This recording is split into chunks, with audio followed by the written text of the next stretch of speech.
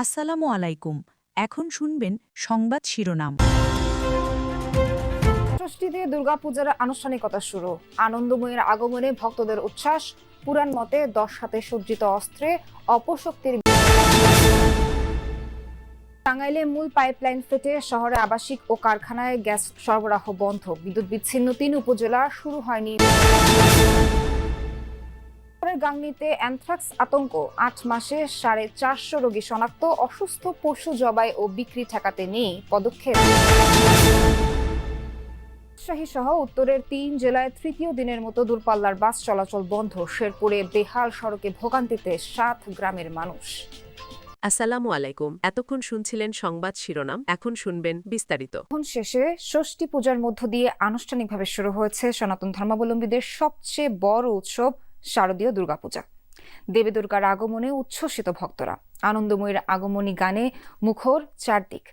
আগামীকাল মহাসপ্তমীর সকালে চক্ষুদানের মধ্য দিয়ে প্রাণ প্রতিষ্ঠা হবে ত্রিনয়নী দেবীর প্রতিমায়।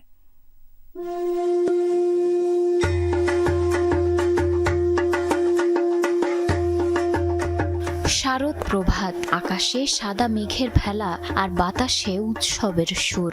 মহাষষ্ঠীতে দেবী দুর্গার আগমনে মণ্ডপে মণ্ডপে আনন্দ আর ভক্তির মেলবন্ধন।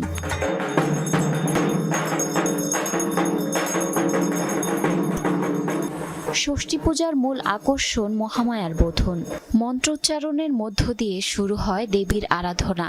বিহিত পূজার পর দেবীর আমন্ত্রণ ও অধিবাস দিয়ে মূল দুর্গোৎসবের সূচনা হয়। সনাতন ধর্মাবলম্বীদের বিশ্বাস, অশুভ শক্তি দমন করে শুভ শক্তির জাগরণ ঘটাতে এদিন থেকেই পৃথিবীতে অবতীর্ণ হন দেবী দুর্গা। শুভ ষষ্ঠী, আজকে মায়ের বোধনের মাধ্যমে আমাদের দুর্গাপূজা শুরু হলো। কালকে ষষ্ঠী তিথি লেগেছিল, সন্ধ্যেবেলা বোধন হয়েছে। আজকে মা দুর্গার ষষ্ঠীর তিথি পুজো হয়েছে। আজকে ঢাক, ডোল, বাদ্য, উলুধ্বনি, পঞ্চ উপাচারে এই ষষ্ঠী পূজা বা বোধন করা হবে।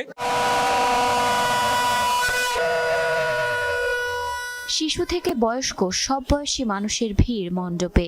কেউ বাজাচ্ছে ঢাক, কেউ শঙ্খ, আবার কেউ বা প্রার্থনায় মগ্ন। ছোট্ট শিশুরা প্রসাদ হাতে নিয়ে ভিড় করছে প্রতিমার সামনে।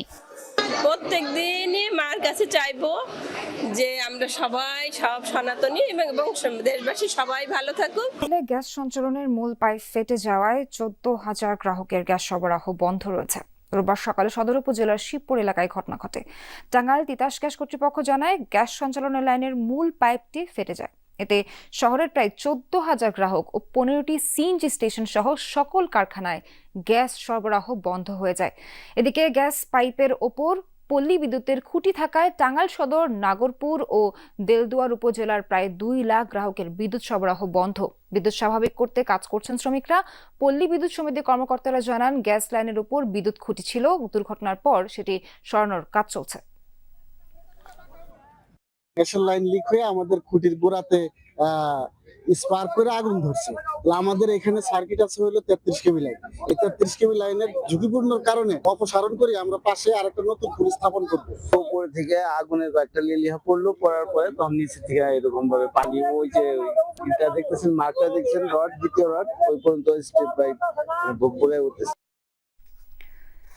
এ বিষয়ে আরো জানাতে যুক্ত হচ্ছেন সহকর্মী শামীম আল মামুন। শামীম, আপনি এর আগের সংবাদেও জানাচ্ছিলেন যে লাইনটি যে ফেটে গেছে এবং অনেকক্ষণ হয়েছে, তারপরেও এখন পর্যন্ত মেরামত কাজ শুরু হয়নি। তা কি শুরু হয়েছে বা শুরু হওয়ার কোনো খবর কি পাওয়া গেছে কিনা?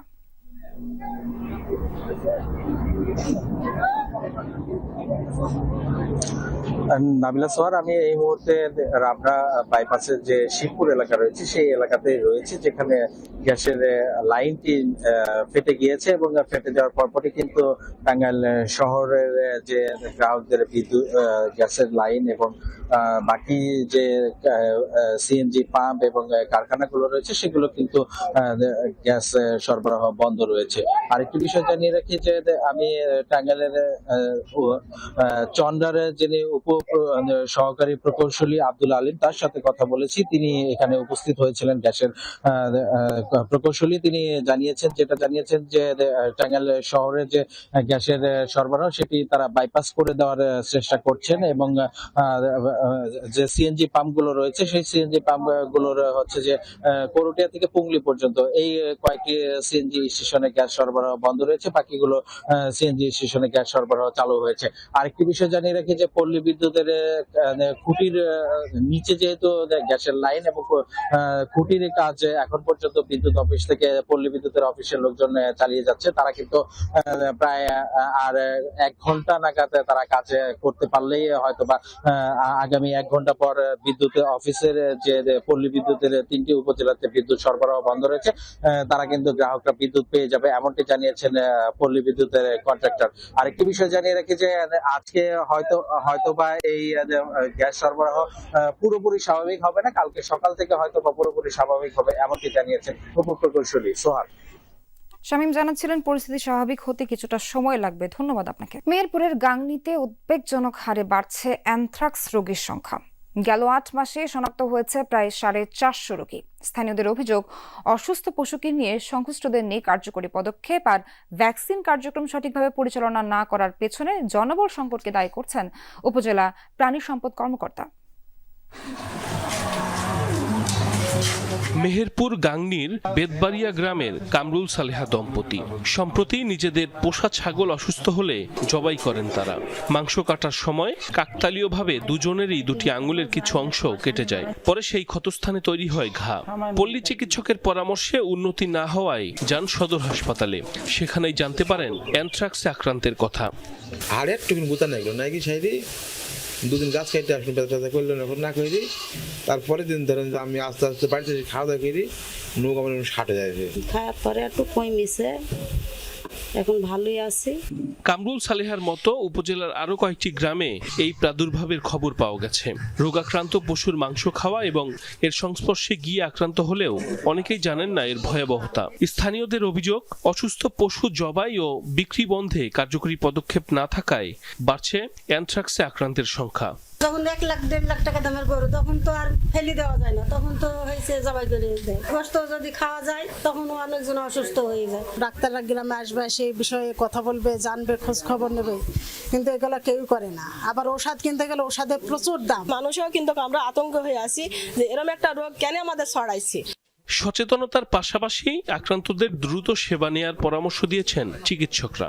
অ্যানথ্রাক্স আমাদের শরীরের ভিতরে, আমাদের অন্ত্রে, ইন্টেস্টাইন যেটা আর কি, পাকস্থলী বা বিভিন্ন জায়গায় ছড়িয়ে পড়তে পারে। তখন কিন্তু আর এটা আর সহজে সারবে না, তখন এটা আমাদের দেখা যাচ্ছে ডেথ রেট কিন্তু 100%।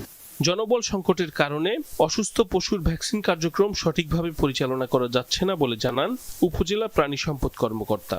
প্রাণীগুলা থেকে আমরা যদি অ্যানথ্রাক্স কন্ট্রোল করতে চাই, আমাদের 85% বা 85% প্রাণীকে টিকার আওতায় নিয়ে আসতে হবে এবং এটা রুটিনলি এই প্র্যাকটিসটা চালু রাখতে হবে। যেটা বর্তমান আমার যে সক্ষমতা, এই সক্ষমতায় আমাদের এটা বাস্তবায়ন করা খুবই কঠিন। সিভিল সার্জন জানান, অ্যানথ্রাক্স প্রতিরোধে সচেতনতা কার্যক্রম অব্যাহত রেখেছে স্বাস্থ্য বিভাগ।